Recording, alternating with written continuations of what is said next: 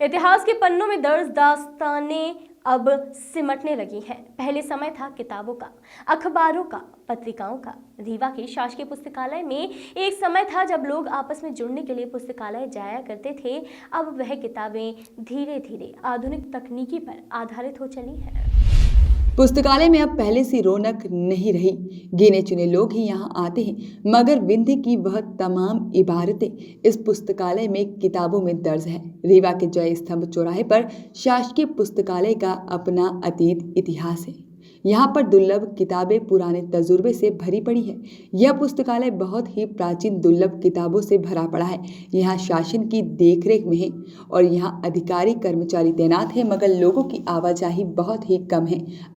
आधुनिक तकनीक ने इतिहास में अपनी आमद दर्ज करा दी है। यही हाल है रीवा के केंद्रीय शासकीय पुस्तकालय का। सबसे पहले सर आप नाम और इसकी स्थापना कब हुई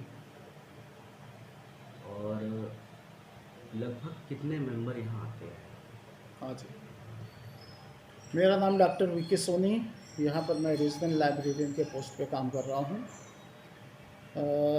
इस लाइब्रेरी की स्थापना 1 नवंबर 1956 को हुई। जब मध्य प्रदेश की स्थापना हुई थी, उसी के साथ में इस लाइब्रेरी की भी स्थापना हुई। सेंट्रल लाइब्रेरी हमारे मध्य प्रदेश में 5 हैं, रीवा, जबलपुर, ग्वालियर, भोपाल और इंदौर में कुल 5 सेंट्रल लाइब्रेरीज हैं।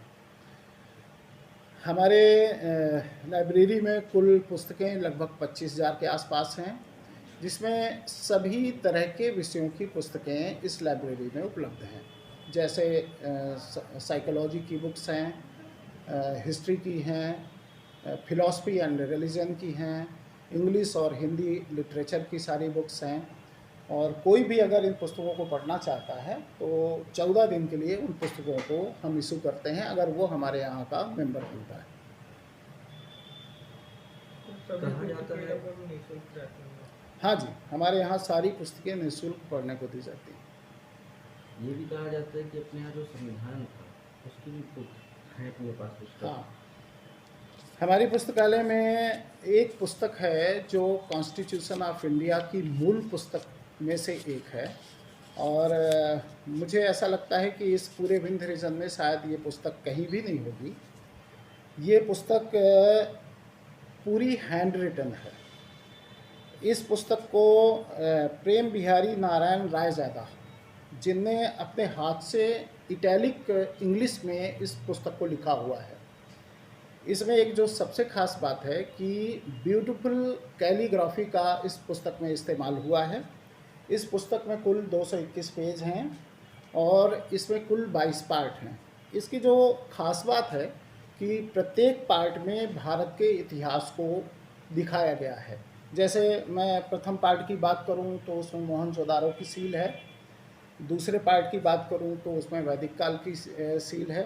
तीसरे पार्ट की बात करूं तो उसमें रामायण काल की सील है। और इसी तरीके से अपने भारतीय इतिहास को हर पार्ट में कहीं कोई ना कोई हिस्सा बताया गया है।